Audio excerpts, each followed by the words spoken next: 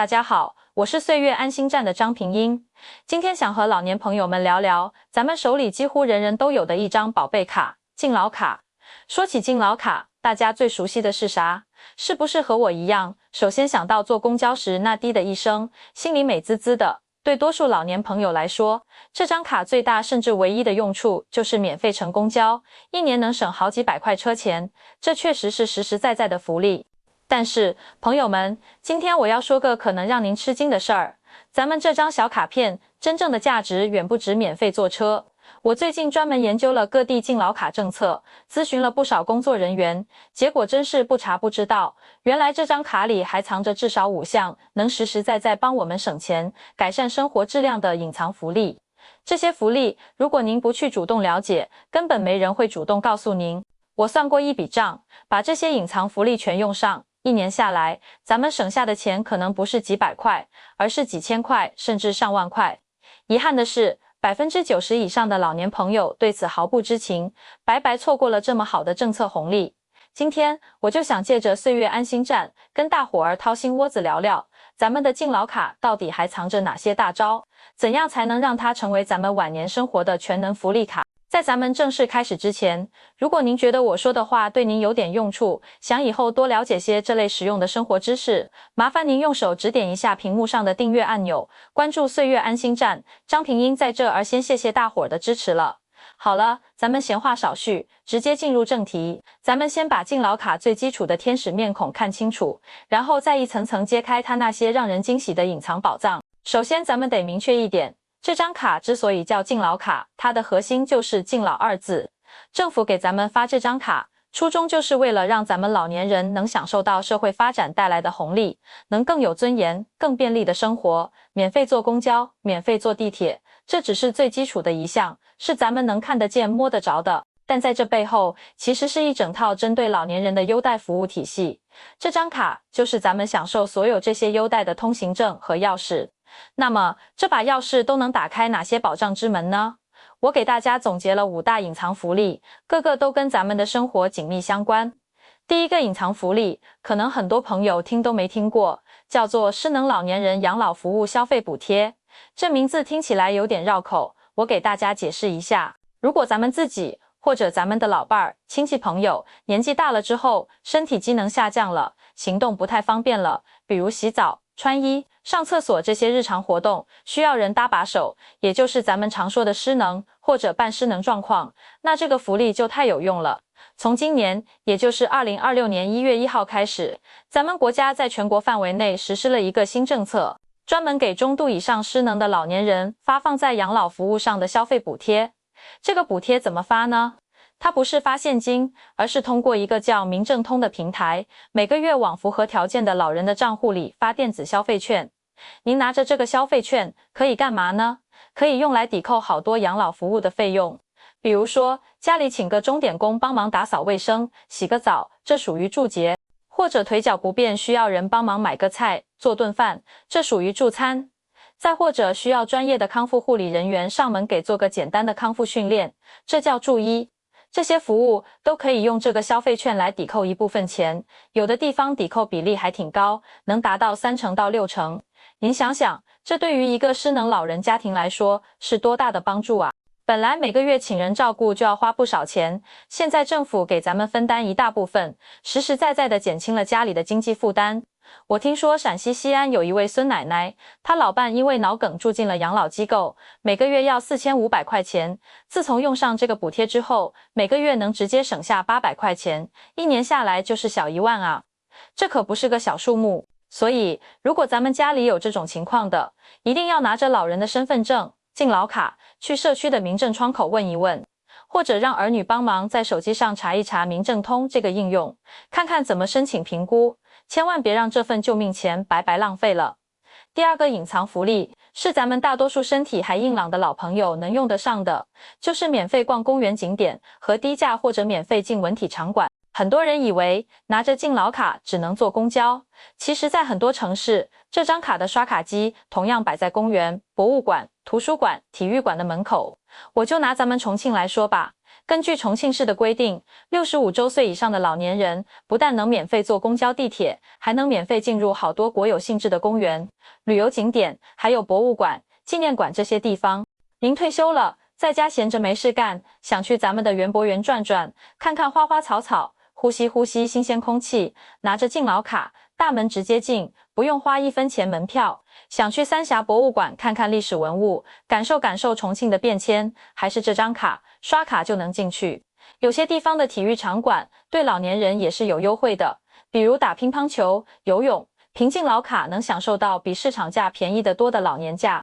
大家别小看这一点，这不仅仅是省了几个门票钱的问题，更重要的是，它鼓励咱们多走出去，多活动活动筋骨，多接触接触外面的世界。心情好了，身体自然也就更健康，这也是一种无形的财富啊。所以以后咱们想去哪玩，别急着掏钱买票，先把咱们的敬老卡亮出来试试，说不定就能省下一笔。第3个隐藏福利，可能更让您意想不到，那就是购物消费折扣，甚至在有些地方还能用它来泡温泉。您是不是觉得这听起来像天方夜谭？一张公交卡还能当打折卡用？我告诉您，千真万确，咱们还是拿事实说话。就在咱们祖国宝岛台湾省的台北市，他们那儿的敬老卡叫敬老爱心卡，就跟当地的北投老爷酒店合作，推出了一项特别优惠。从今年2月份开始，符合条件的老年人拿着敬老卡去这家酒店的木泉疗中心泡温泉，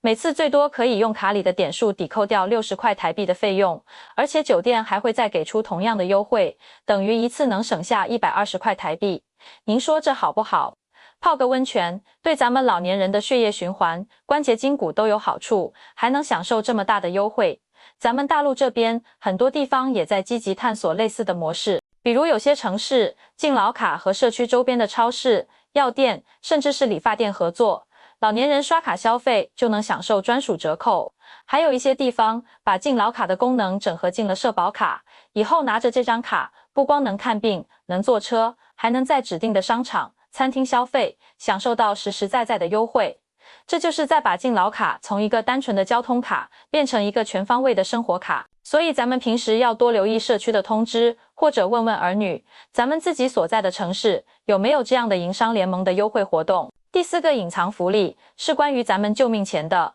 那就是医保报销的2次补助，也叫大病保险。这个可能跟敬老卡本身不直接划等号，但因为现在很多地方都在推行多卡合一，特别是把敬老卡的功能并入了第3代社保卡，所以咱们得知道这回事。咱们手里这张社保卡，它不光能看病刷卡，它还自动捆绑着一个大病保险。什么意思呢？就是咱们1年里头看病住院花的钱，经过医保第1次报销之后，如果自己掏腰包的那部分钱，咱们叫自付费用，超过了一定金额，这个金额每个地方规定不一样，比如说是2万块，那么超过的部分就可以用这个大病保险再进行的2次报销，报销比例还不低呢。这对于那些得了重病、长期吃药的老年人家庭来说，简直是雪中送炭。而这一切都跟咱们手里的卡紧紧绑在一起。如果您把卡只当成个坐公交的工具，就可能会忽略掉背后这些跟医疗健康息息相关的重大权益。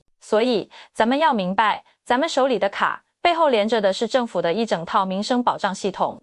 第5个隐藏福利其实是一种权益的延伸，就是政策优先知晓权。这句话听起来有点虚，但我告诉您，这是最实在的。为什么这么说呢？因为所有的福利政策，无论是上面提到的失能补贴，还是公园免费，还是购物打折，它都是不断更新、不断变化的。就像咱们重庆，从去年9月份开始，敬老卡就不光是张卡了，还能直接用社保卡，甚至是用手机上的愉快码来刷，而且还实现了全市通用。像四川乐山那边，他们调整了政策，把每个月固定的乘车次数改成了每个月120块钱的乘车补贴，钱直接打到卡里，做一次扣一次，月底剩下的钱就清零了。您看，政策在变，福利内容也在变。如果您不知道这些变化，可能就会出现什么情况呢？比如乐山的老年朋友，如果不知道改成补贴了，还以为是像以前一样有60次免费，结果坐车的时候一刷，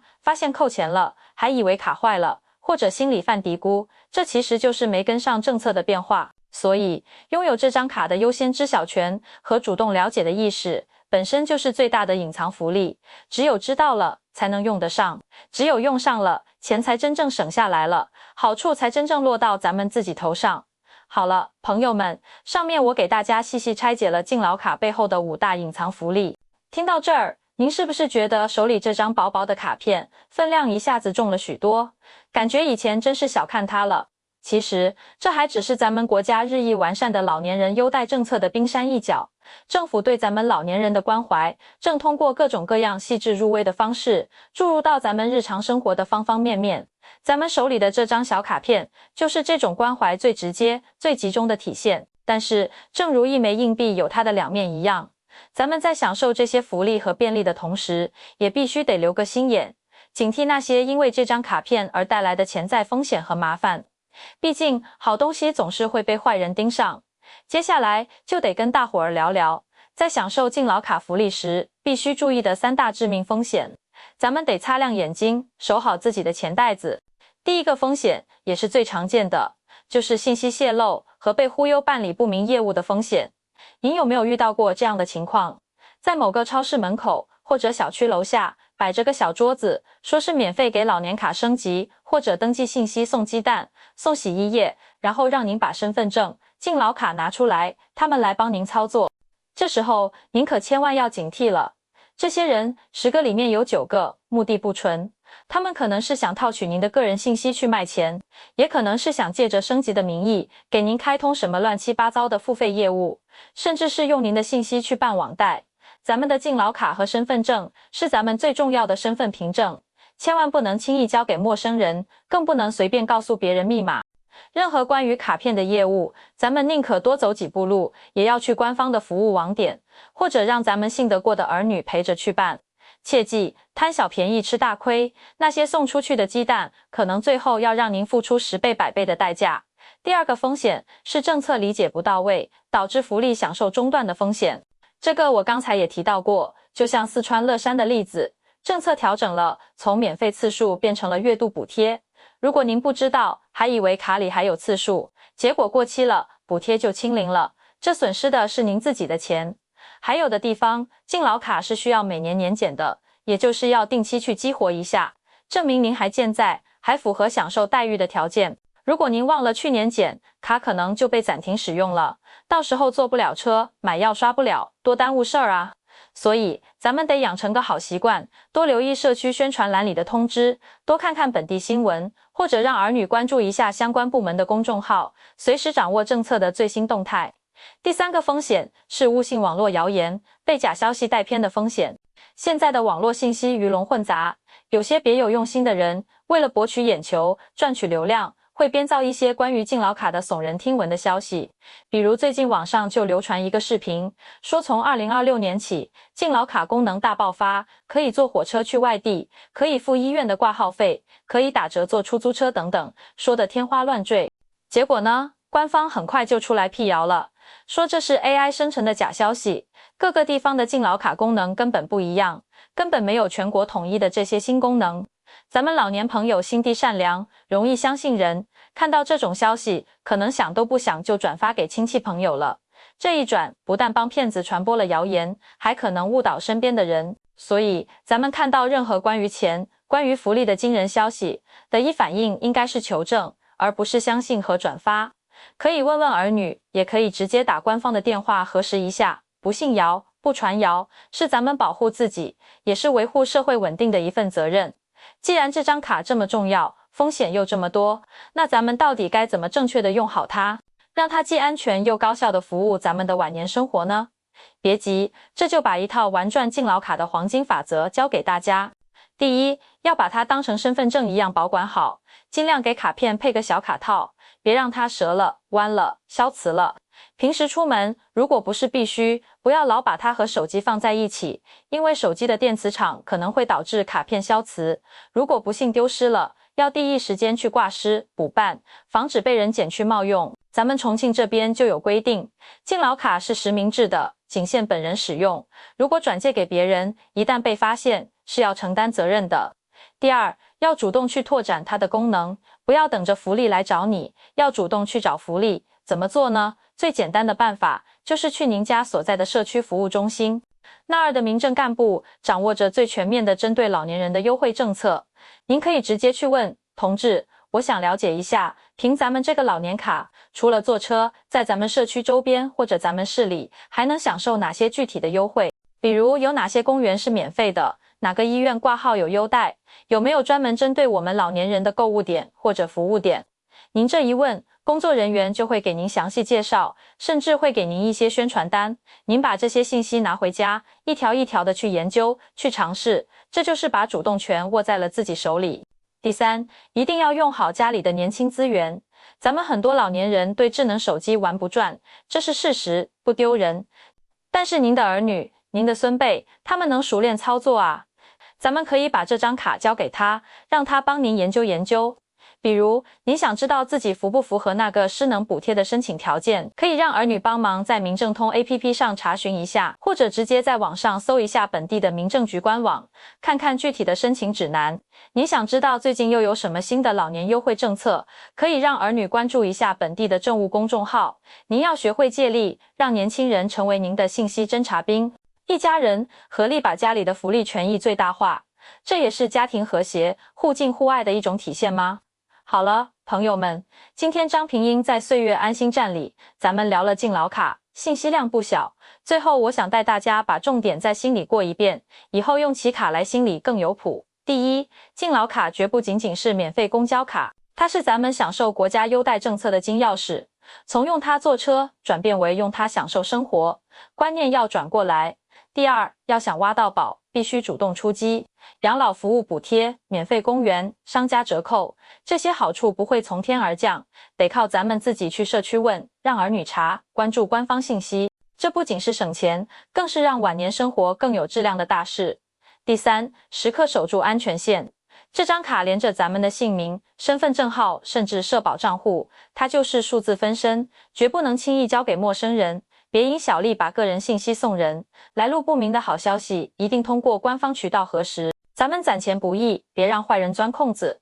最后几句贴心话，咱们辛苦一辈子，晚年就该舒舒服服享福。国家给了好政策，咱们要理直气壮的用，但享福也要头脑清醒，看病去医院，别信包治百病的保健品，拿不准的事，多跟儿女商量。健康快乐是最大财富，平平安安是最大福气。如果您觉得今天的分享有用，请点个赞，让更多老年朋友看到，也请转发给亲戚老邻居，别再把宝贝当石头。没关注的朋友点个订阅，岁月安心站就是咱们中老年人自己的网上家园。有什么问题经验，欢迎评论区留言，咱们一起商量，把晚年经营得红红火火。我是张平英，祝大家身体硬朗，心里亮堂，下期见。